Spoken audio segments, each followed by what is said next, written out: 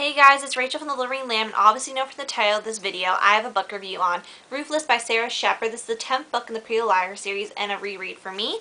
And let's just get into it. So this part of the video is spoiler free. I'm not going to recommend the book if I'm going to spoil it, but the second part will have a discussion which will contain spoilers. But if you have not read Ruthless or the 9 other books, I will give you fair warning so you guys know so you won't be spoiled.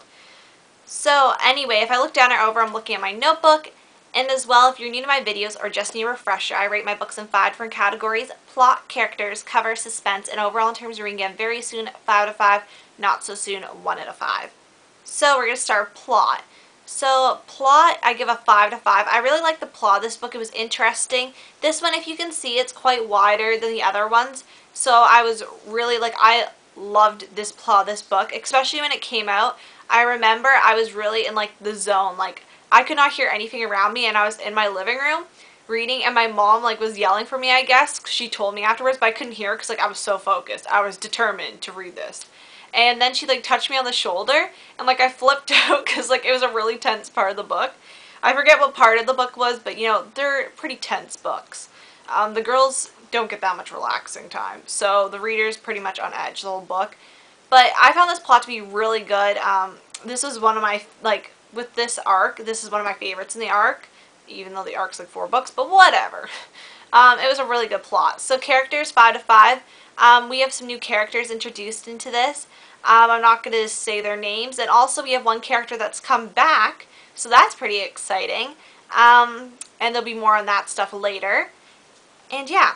The characters, obviously, I love the characters. Sara Shepard writes such good characters. I can't say that enough. I really love all the characters in these books, even the ones that infuriate me. It makes me like them more because they can pull out this emotion from me. So yeah, that was really, I've tried to film this a few times, so sorry if I'm really awkward in this because it's just been a long day. So anyway, the cover I give a 5 to 5. I absolutely love this cover. I love the color of blue. I don't know what to describe this blue as because I was going to say sky blue, but it's not sky blue.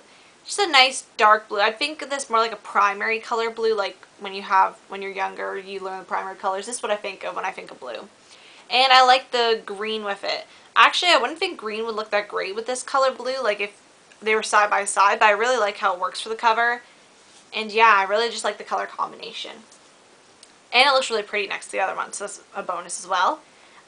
Suspense, 5 to 5. I love the suspense of this book. This book, because of having new characters and I guess it's bigger than the other books, so there's more plot to stuff in, so there's more suspenseful moments. And also, as we all know, the girls are trying to find out who A is and why A is tormenting them, and that makes the books pretty suspenseful, and in this book especially.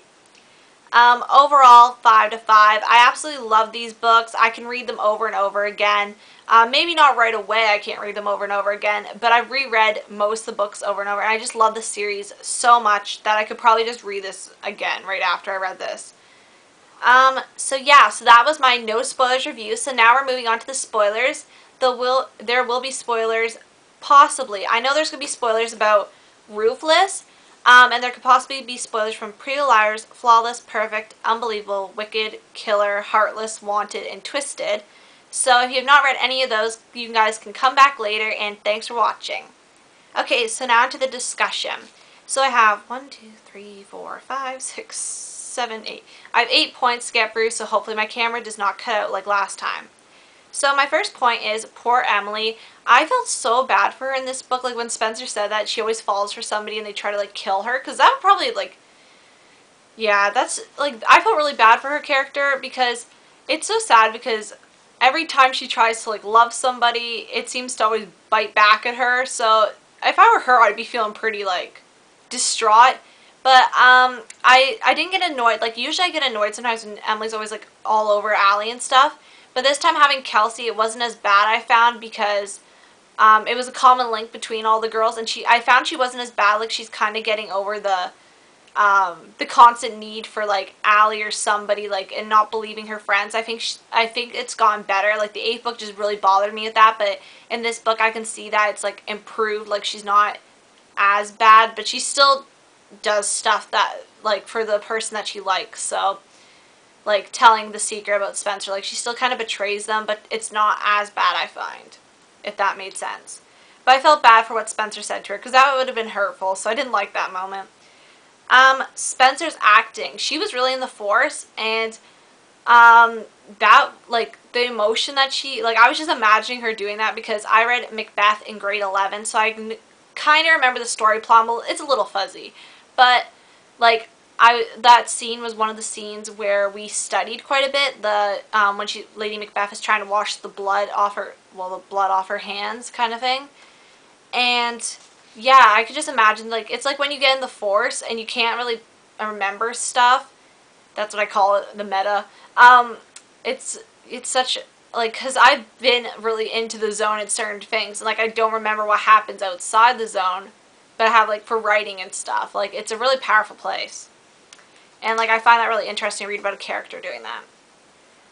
Beau, who played, Macbeth, I don't think we hear about him again, but I didn't like how nobody believes Spencer after that fight. I was like, really? Like, I know you saw her choking her, but nobody assumed that Kelsey was the first one to do it, even though none of them know Kelsey. But also because I can understand why they'd have that, because she has a reputation now for being Allie's friend, and Allie went crazy, so they probably think that rubbed off on her. And also the girls have been doing pretty crazy stuff since A has come into their lives, so it's kind of believable, but I felt bad that he said that to Spencer. And also, I was wondering, I don't remember if we hear from him again, but he seems pretty suspicious. I think I'm just listing off, like, side characters and being like, they're suspicious. Because, honestly, some of the side characters, you're like, they couldn't be A. But certain ones, if you think about it, like, certain characters are all over the place, like Kirsten Cullen. She's all over the place. I don't think she's necessarily A, but that would be a giant twist. So if you guys have any side characters that you think would be a giant twist, if you thought it was A, definitely comment below. So Spencer F. I felt so bad with Spencer's thing, and I actually forgot, like, because I've read this, I actually forgot that was a whole hoax. I legit thought that was real, and then at the end I was like, oh, wait, I was like, I got confused with that. But I was happy that Spencer got into that after all, but that would have been a scare. And also with, like, the seals, when I understand why she didn't connect it, because at that time, like, it's important, it's official document, so you think it would be sacred and nothing could touch it, but obviously A messed with that. And I like how she's at the end, she's like, nicely played, Kelsey, or whatever. I really like that line. So Liam, I felt really bad for Hannah, but I also liked how Kate saved her from, like, not saved her from it, but I like how Kate actually acknowledged that and didn't tell on her. So I find, like, because Kate really bothers me with the dads in relationship, so I kind of liked that part of it, but also felt bad for Hannah, because that was really bad, and he was actually really dumb, because if he was going to be a player, you'd think he'd be a little more, like, safe about it, and not let it get out so far after he told a secret to Hannah, even though he didn't know who she was. You don't spill those kind of secrets before you connect the dots, especially if your dad's in a place of power and I know he didn't get along with his dad, but you're supposed to support, like, you assume he supports his family, so you'd think that he wouldn't spill such a big secret like that to a stranger, even though he didn't know her last name, but you wouldn't think he'd spill that considering his dad is going out for a re-election. They kind of have to keep, like, a good image right now, at least, until the election is over. So yeah, I found that kind of weird how he would do that, and I found him kind of pretty dumb for doing that, because obviously his dad's campaign is going to go in the toilet. Well, I don't know. I don't remember if that happens, but anyway. Ezra's return.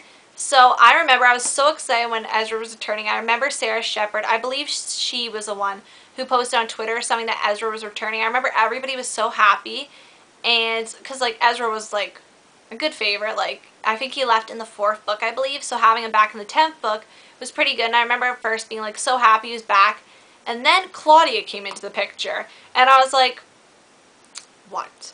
Like, she just tarnished. Like, now when I go to read the first few books, I'm, like, just thinking of him and Claudia, and I'm like, you're wasting your time, girl. And then, yeah, it's just so frustrating to, like, read that and then find out, like, because now he's really badly clouded in my judgment with the books, and then with the TV show, we don't know what's going on there, if you know what I'm talking about. I'm not going to digress any further for you people who don't watch the TV show. I just caught up.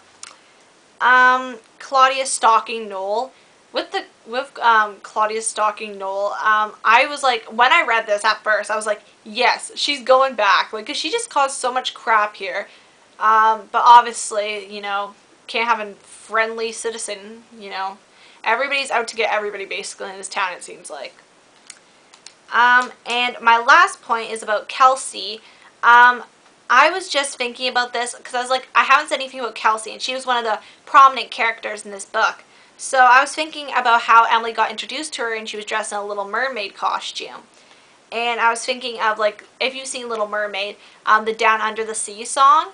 And I was thinking that, and then I was kind of thinking that would kind of foreshadow her attempted suicide, Down Under the Sea. I know it's kind of grim to talk about that, but that's what I kind of found foreshadowing, I guess, maybe from the beginning to the end of the book. I don't know, I just thought of it. And also, Kelsey was a pretty good villain. I liked how she had the connection to St. Agnes and Spencer's soon-to-be stepsister. I forget her name. For some reason, I always think her name is Agnes, even though she goes to St. Agnes. Is her name Olivia? I don't remember her name, but you guys will know what I'm talking about. I know the brother Zach, but I can't remember her name for the life of me. I think Olivia. Maybe. Correct me if I'm wrong. Anyway, that was my discussion. Hope this hasn't been too long. Once again, I'd like to thank you guys for watching, and if you guys have any conspiracies about who you think A is from this point or from the 13th book point, because I'm caught up, let me know, because I'm really interested in the side characters now.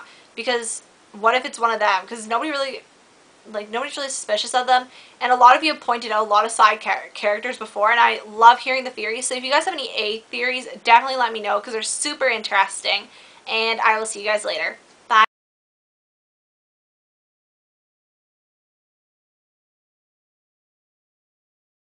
Okay, so continuing on, Lucas. I mean, not Lucas. Why did I call him Lucas?